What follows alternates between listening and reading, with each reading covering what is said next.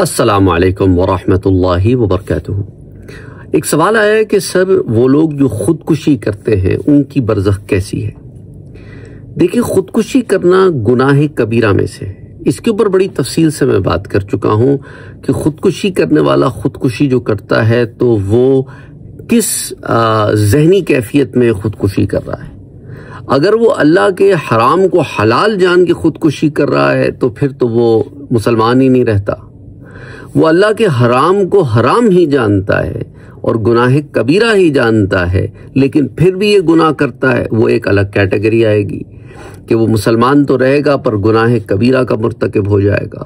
اور ایک شخص ہے جو ہوش میں نہیں ہے، پاگل ہے، دیوانہ ہے، دوا کے اثر میں ہے، سائیکولوجیکل پیشنٹ ہے، کوئی مینٹل ڈس آرڈر ہے، whatever is the case, اس کا معاملہ جدا گانا ہے کہ جو ہوش میں نہ ہو، جو اپنے شعور میں 100% نہ ہو، تو ایسا تو شخص جو ہے اس کا تو نامہ اعمال کے اندر وہ معاملے لکھے ہی نہیں جاتے، کیونکہ وہ سینسس میں نہیں ہے، اس کا معاملہ الگ ہے۔ اس پر بڑی تفصیل سے ہم پہلے بہت ساری ویڈیوز میں بات کر چکے ہیں۔ تو عالم برزخ میں یاد رکھیں کہ سارے لوگ ایک مقام پر نہیں ہوں گے، ایمان والے بھی سارے کے سارے ایک مقام پر نہیں ہوں گے۔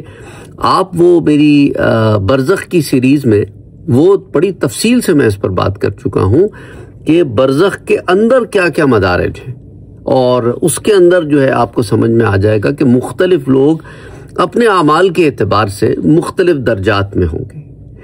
پہلی دفعہ جو ارواح کی ملاقات ہے قبر کے سوال سے پہلے، وہ ارواح کی ملاقات تو ہے، اس کے بعد ملاقات کی کیا کیفیات ہیں اللہ بہتر جانتا ہے، لیکن ملاقاتیں تو ہیں برزخ میں۔ مثال کے طور پہ احیاء العلوم جو امام غزالی کی کتاب ہے، اس کے دیباچے میں آتا ہے کہ امام غزالی رحمت اللہ علیہ کو ان کی وفات کے بعد یہ دیکھا گیا کہ حضور اکرم صلی اللہ علیہ وآلہ وسلم سے حضرت موسیٰ علیہ السلام نے یہ کہا کہ میں آپ کی امت کے علماء میں سے کسی کو دیکھنے سے ملنا چاہتا ہوں، تو حضور نے امام غزالی کی ملاقات حضرت موسیٰ علیہ السلام سے کرائی۔ تو حضرت موسیٰ علیہ السلام سے ان کا مکالمہ جو ہوتا ہے تو عالم برزخ میں ہوتا ہے۔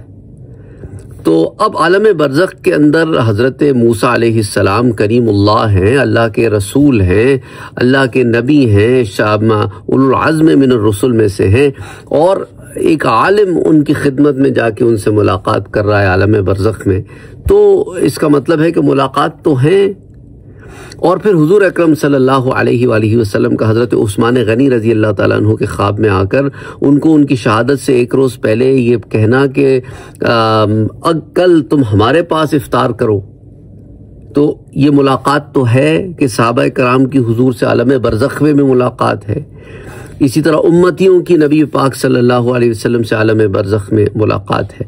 تو یہ ملاقاتیں تو ہیں وہاں پہ، اور لیکن کیا وہ اپنے درجے سے اس درجے میں جاتے ہیں؟ کوئی ایک خاص جگہ ہے جہاں ملاقات ہوتی ہے، ان محافل کے اندر جہاں پر وہ ارواح جو دنیا میں ہوتی ہیں اور نیک ارواح ہوتی ہیں، جب وہ برزخ میں انٹری لیتی ہیں اور وہاں پر ملاقاتیں کرتی ہیں، تو وہ ارواح جو کسی اور درجے سے اس درجے میں آتی ہیں تو ان کی بھی ان سے ملاقات ہوتی ہے۔ یہ تمام تفصیلات ایگزیکٹلی کہ کیا کیا ہوتا ہے، کہاں کہاں کیسے کیسے سٹیپ بائی سٹیپ ہوتا ہے، یہ ہمارے پاس یہ ساری ایک ایک چیز موجود نہیں ہے، لیکن موٹی موٹی باتیں کچھ موجود ہیں۔